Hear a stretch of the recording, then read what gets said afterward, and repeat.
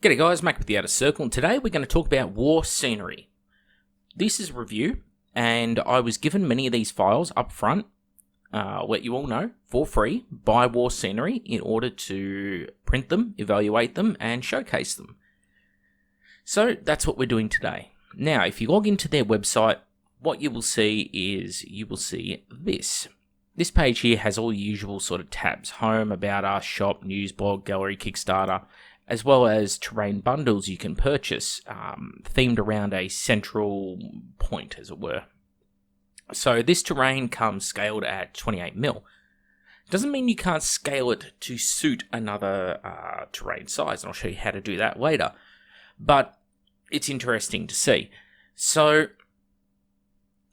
the way I prefer to go about it is I like to go into this other tab over here and then select the individual items of terrain that interested me, such as the Manufactorum, Absolution Cannon, down here with Crematorium, the Watchtower, Shield Dome, we've got things like this little radar tower, some plasma generator, think items like that. Things that look grimdark and 40k versus some of these other ones like the Stronghold Shield Generator or the Forest Moon Bunker. They're clearly Star Wars themed or inspired items of terrain. So for those who play Star Wars Legion, it might interest you. Now, as for prices and sizes, so to give you an idea of size, the Watchtower is €11, but the Watchtower is almost a cubit in size. There's a biblical measurement for you. So that's your elbow to your fingertip in length. Okay, so the length of your forearm, basically. That's about the size of the Watchtower. It's quite a large model, and you'll get to see that later when I actually pick up and showcase some of the models to you. Some, like the Shield Dome. The Shield Dome is half the cost of the Watchtower, and the Shield Dome is probably, let's say, 5 inches tall, about 7 inches wide or so. But again, you can scale it. So there is nothing stopping you from turning that Shield Dome into some giant 2-foot section Shield Dome if you are that way inclined. You could do it. It could be done. I wouldn't recommend it for reasons I'll get into later on that particular model, but it could be done. Same with the crematoriums. They could make some very large and impressive furnace towers if you were so inclined. And you could do that with many of these things. Of course, things like the heavy cannon tower there. This heavy cannon tower, which should hopefully be blowing up a little bit, that is like a Death Star tower cannon. Well, you could have that printed at 28mm scale for Star Wars Legion, but what's stopping you from shrinking it down to use for X-Wing? You know, that's an option that's available to you. So keep that in mind. When you buy files like this, you're not just buying it at one size. You buy it at whatever size you decide to scale it to in your 3D printing software. So it's an option available to you. Anyway, let's move on from here and let's go to actually accessing the files and putting them across. Okay, so when you get a file, this is what it looks like. You're able to double click them and move them in, drag them and have a look around at them before you put them into your software. Most computers will have something like this. Like I'm using a 3G object viewer. It's just Print 3D. It's built in on Windows already, so it's nothing major. And you can see all the little details, surface textures, things like that with the miniature, which is pretty cool stuff. So what we'll do is we'll take some of these files now and we'll actually put them into the slicing software and we'll talk more about that. Okay, so what we have here is we have the 3D printing bed. This is in the advanced settings. What I'll do though is I'll go to the quick print settings. Now, something people often pick up on in these printing videos is, oh, that's not the slicer I use, that's a crap slicer. I like to use, Chichu Box or something like that. Yeah, I have them too, guys. But do remember, when I do make these videos, I'm aiming them at people who might not necessarily have a lot of experience with printing. So they don't use something like Lychee. Instead, they've picked up an Ender 3 from Creality. They've bought it for $200 or whatever on my recommendation or something. because they saw a video like this and they want to print the stuff in the video, and they want to quickly and seamlessly be able to do that. So what they want to be able to do is have their files, and they can just click and drag their file over and put it into the actual slicing software, rather than be worrying about something like Lychee or something like that and trying to work within those limitations of the software. And of course, that's a major thing for me, that people can pick it up and go with it straight away, as opposed to downloading separate software to what the manufacturer supplies.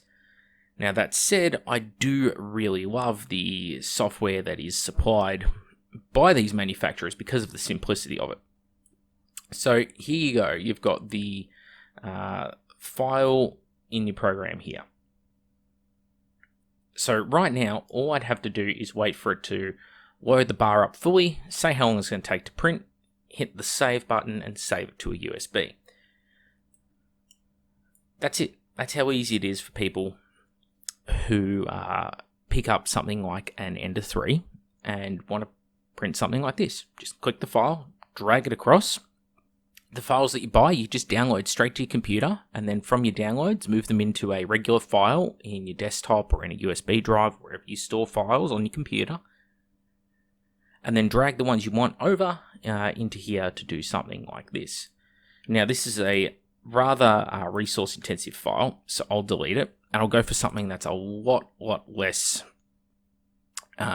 intense. We'll pick the shield dome. We'll put the shield dome into it. So here you go. Here's the shield dome.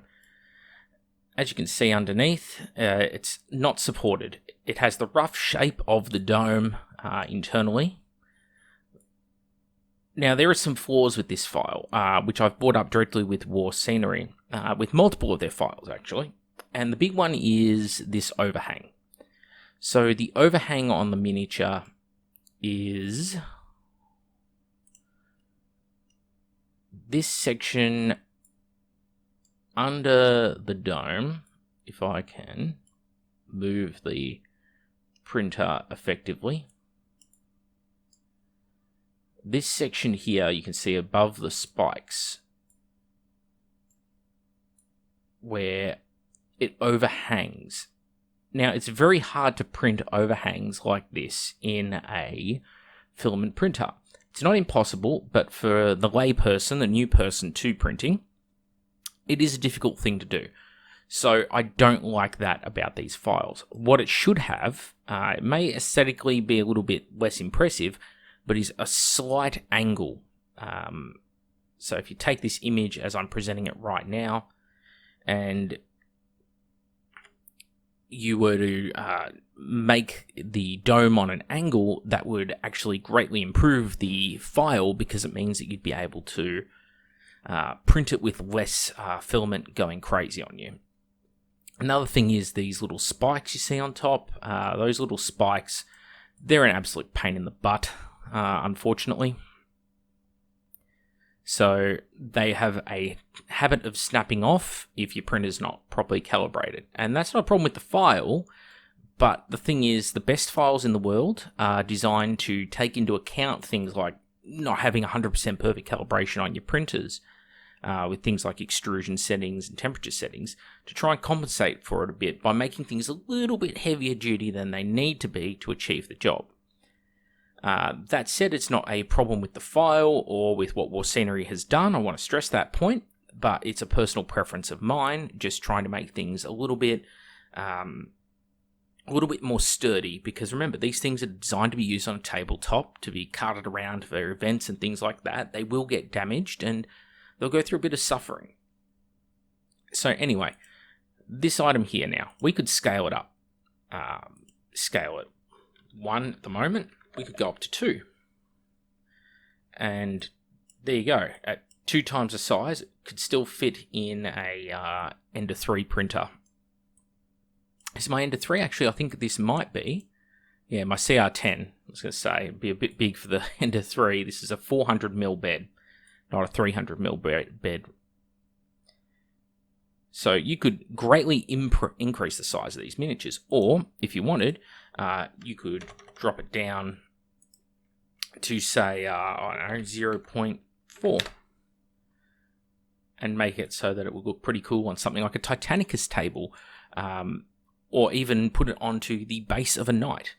Now, I don't know at this size that I'd be printing it in a filament printer, but it's definitely something you could print in a resin printer at this size. So that's another option that's available to you. And in fact, I could bring that up for you right now in theory. Okay, so now I could bring across something like this is Chichu box, which I use for slicing in my LD006, which review coming relatively soon. As you can see, it's a big resin printer, being able to nearly print this thing at full size, and I could scale it. So I'm going to go down to about 16%, and there you go. I could now resin print this. I'd do a rotation on it. I like to do things at 60 degrees normally. I'll go just maybe 30 offset roughly. Do it the easy way or the hard way. I've picked the hard way, trying to spin it with that little dial, but it's good for quick stuff. Take the item, go to supports. Yep, looks good to me. And there you go. Ready to print. And that thing will slice away and print in the same file from the same company. Let's see how long it would take. It'd be pretty quick, I imagine. Yeah, 1 hour, 59 minutes, using 2.6 grams of weight, 2.36 of milliliters of material, and cost me 7 cents. Perfect for the base of my Titans, or for epic terrain if I was playing epic 30k or something. So there you go, that's something you could do with it. Now back to this boy. We could go back to 1.0 scale. And one of the things I could do in, say, advanced settings is if I was a person who wasn't comfortable with using slicing software. So take something like Fusion 360 or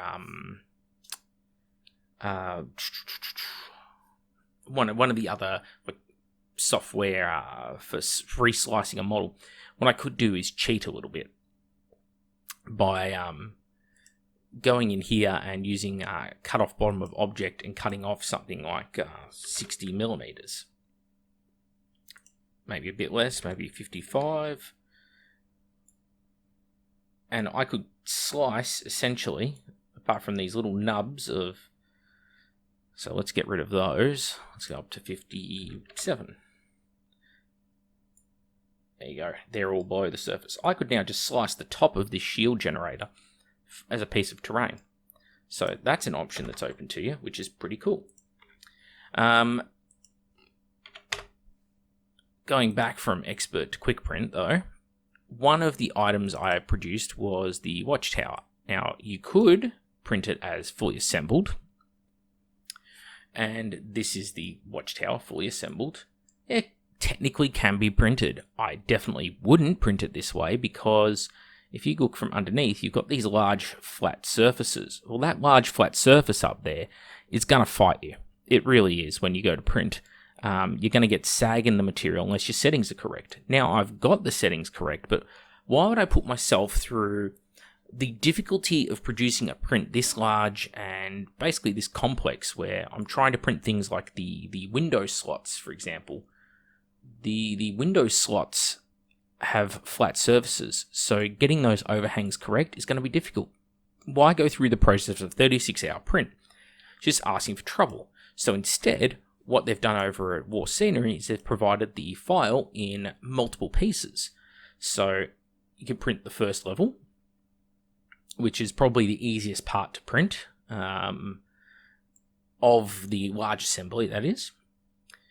And instead of a 36-hour print, this is going to dramatically cut down on the time to print this one part, which means less chance of power outages, less chance of running out of material, all those things that sort of catch you out when you do those really long day and a half. I mean, I've done a 7-day long print before, and it's pretty hairy because if something goes wrong, you've lost 6 days and who knows how much material. You know, 123 meters at 367 grams of material here, and it's 7 hours faster. It's worth it. Now, on top of that, you also have the middle section and the top section, and you could print these all at the same time and just have it move from one item to the other. Definitely something you could do. Now, this piece here slots into the top of the previous tall piece, and of course the rest just sit on top of one another. But I want to make a note here. I do show you this piece a little bit later on, but it is slightly too large, I found. The printer, the Ender 3 in particular, was not accurate enough essentially to make this part fit. So I would say, if you're going to do it, you want to scale it down to something like 0.99, something like that. Just shrink it a tiny little bit so that it will fit more easily in, because you're going to have slight errors, and what you draw in a computer and tolerance in a computer doesn't necessarily sync up with how things interact in real life. So that was something I came across as well. I had trouble fitting that part because it was just slight little, when the printer would change direction on these corners, you would get a tiny little bit of rounding on the edge of these corners of the hexagon, and those little bits of round material that flowed from the PLA Plus, that caused interference with the fit, and I ended up having to run a file down all 6 sides in order to get the perfect fit into the part. So something to be aware of right there. And as before I was saying, one of the items was so big, it was so large I couldn't comprehend just quite how large it was in the image. Well, I believe this is the file, so give it a moment to load up. But it is a huge file, and it does come as separate pieces, and you can assemble it as separate pieces, but this is a 400mm print bed right here. Even a 500mm print bed is not printing this. You would need a 700mm print bed, which is not something the average hobbyist has access to. So it's pretty cool that it's in this scale. But what you could do, as I said before, is take something like this, go down to 0.2 scale, as an example, and then you could potentially use this item for something like, again, Titanicus. Awesome little building. And something this size is large enough as a building, when it's scaled correctly, that you could take something like a Warhound Titan and have the entire Titan standing or walking over that ruin on the Titan's base. So, pretty cool to me. Anyway, that's enough of that. Let's go look at some of the actual miniatures and then some dark footage from the event, because we had some pretty poor lighting at the event, but I've done my best here for the review. So here we have the terrain on the actual tabletop. So this is on a 4x4 in my workshop. Now the first piece of terrain here is a plasma generator. It is a freshly rejigged model by War Scenery, and so it's got a lot more detail than some of their older models do. I snapped off all the spikes around the miniature and replaced the 2 topmost spikes with some blue LEDs for the rule of cool. But these little spikes here, these things are really fragile, super brittle, so I don't rate them for tabletop scenery, because tabletop scenery is easily damaged. This one here was a misprint, but what I did was I went around certain sections around those pipes and on the main tower, which had printed perfectly by the way, and heated them up with a blowtorch. Only a low heat, like 250 degrees or so Celsius, and pushed them in with a set of metal pliers. And it gave the effect of a slightly melted, corroded, and damaged tower. So I turned one item of terrain into 2 from the same file just by doing that. This little bunker here, same thing with the LEDs. They're not working LEDs, by the way. They could be if I so desired, but I replaced the spikes on it because, again, very brittle. These chimneys here, really cool little piece of terrain. I, in fact, liked them so much, I printed 4 for this table, as well as printing several more to give away in the prize packs for the event. This, of course, is the centerpiece of the table, this large factory or manufactorum, and this is not printed with super fine detail settings, by the way, guys. So this is what I think most people should be able to get out of a printer straight out of the box at the fastest possible print settings. And as you can see, it printed really nicely, even the spikes did, but I had to print it at 95% scale in order to print the building itself as a single piece on the CR10 V2 printer, which is a bit bigger than an Ender 3. An Ender 3 would have to print that in 2 pieces. This little bunker here, I actually PLA welded together. It's a technique I've been working on, but this antennae on top didn't form correctly. So the spikes I kept, but the antennae I did not, because the antenna it looked horrid. Even on good print settings, it's just too small a detail. These fuel pods here, they print as 3 separate pods. I glued them together, painted them red, nothing fancy there. It's just a bit of line of sight blocking terrain that people can stand on. But the bunker here that goes in front of them, this piece I really liked. Even as a standalone item, I think several of these on a table looks great. Back to back, on their own, whatever. It gives you a nice flat surface. But these little posts or pillars that I'm pointing out, they're the problem. You see, this little piece up the front here is very thin. And if that delaminates from the print bed, or in fact because it's so thin, as it prints the pillar attached to it, it starts to wobble because it doesn't have enough support. So if I put some vernier calipers onto it here, I could actually measure, and yeah, I know they're just guessing sticks compared to a micrometer, but I measured it at 0.9 millimeters. So 0.9 millimeters is simply too thin for something. It's got to be structural like this. There needs to be some further reinforcement to it. I think if you went up to something like a 1.3 millimeter size, that would probably work really well. But unfortunately, it just didn't work for that particular section, I'm afraid. So anyway, one of the things also worth looking at here is these watchtowers, and the watchtowers themselves look awesome. They are similar size to a Games Workshop Bastion, a little bit narrower, but a little bit taller as well. And I think if you rocked up with one of those, counts as a Bastion or something, or had them on multiple tables, nobody would care. And people really like them, actually. As a point of note, the second favourite piece on this table after the manufactorum in the centre itself. And if I grab a tank here, I'll grab a Lehman Russ and put the Lehman Russ side by side with it. You get an idea of the size. It is actually quite a large building. So again, I believe this is an 11 euros file. And you can, again, print it at any size or scale you so desire. Now, through the top of it, there is a top floor, which is sculpted as a floor, but in the lower one, there's no floor. The floor is a separate file, so I can poke the wacky stick right through the bottom to the top, which means if you want to print this and have the floors usable, you need to print this little bad boy to go in there. However, like I showed earlier, if you use this piece, you need to shrink it down slightly because the tolerance is simply too close in the top of that watchtower, and the part will not fit. It just won't fit. On a cheap printer, it's just asking too much of it to make a super accurate part.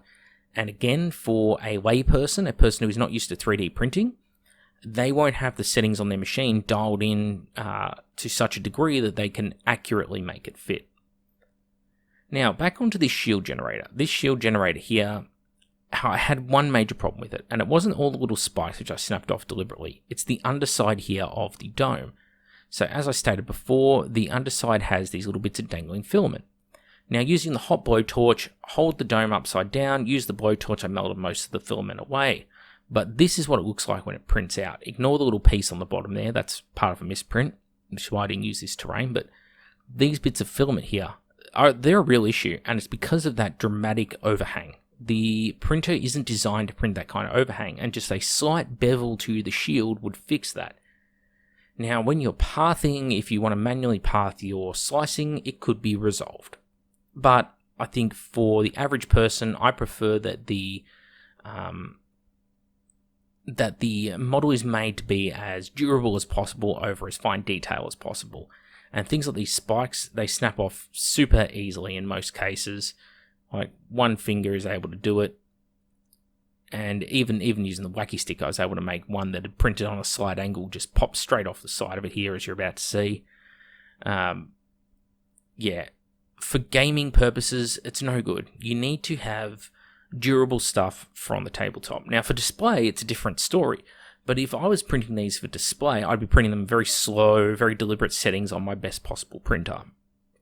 But on a tabletop, especially with tall things like the Watchtowers, which I, again, snapped all of the spikes off the top of, you don't want them covered in spikes because people are going to catch their clothing or catch themselves on those spikes. And if they don't tear the spike off or knock the terrain over, they're going to slice their skin or slice their clothing or even just, pick a bit of thread on their clothing. It's going to annoy people. That's a marine-sized miniature for some scale, by the way. So here we've got the quick helicopter view of the table, just to give you an idea of what it all looks like. Sitting on the ground there.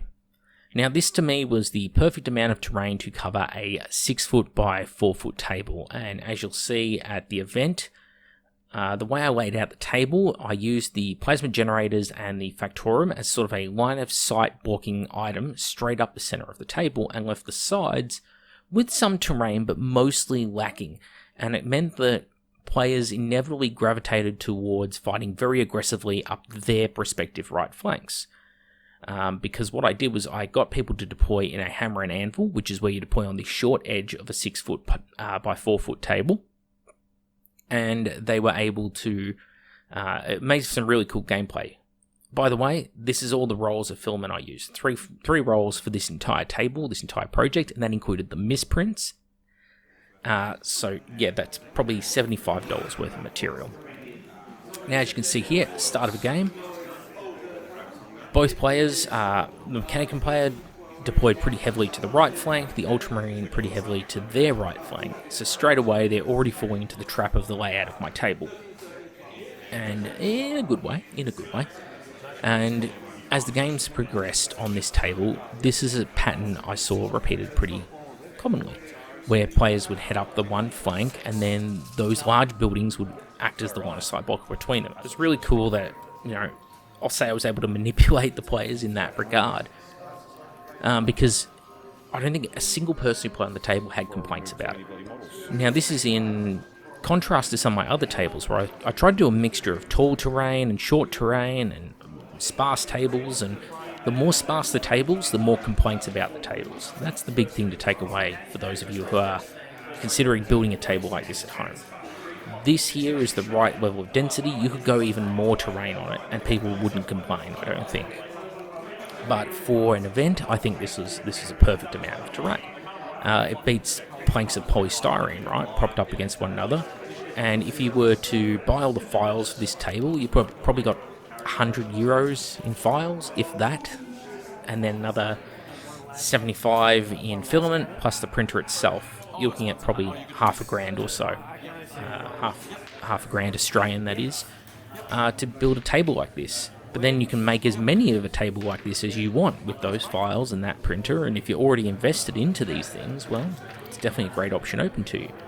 How much, say, Games Workshop terrain could you get for a table like this? I'd like to know.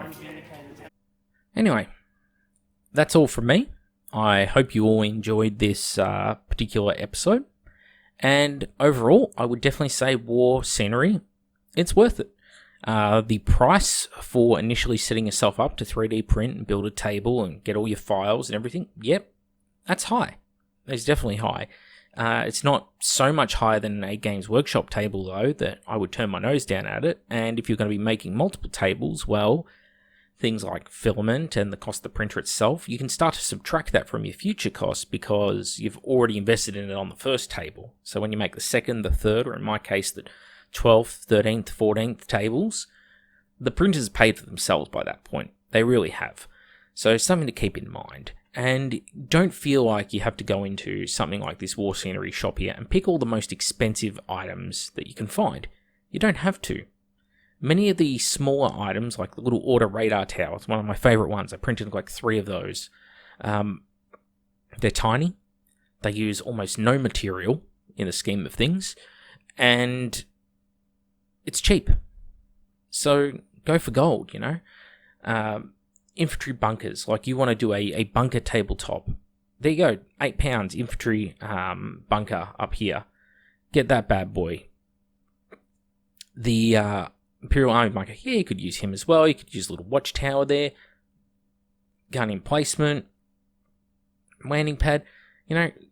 Combine a few of these things together. Modular fortified trench system. And 16 euros there, 8 euros there. Couple of these gun emplacements, another 7 euros. I think you get 3 different types of gun emplacement in that file. By the way, I'll just quickly double check that I'm not lying to you, because I know you get a heavy bolter. Yeah, you get a heavy bolter, plasma cannon, and an auto cannon in that set. So pretty cool. Yeah, but those 3 pieces of terrain, it's like 30 euros, not even. And you'll be able to print as many of those trenches as you like, and you could fill as many tables as you like. So to me, it's pretty good value, but that's in the eye of the beholder, because it's up to you what you do with it.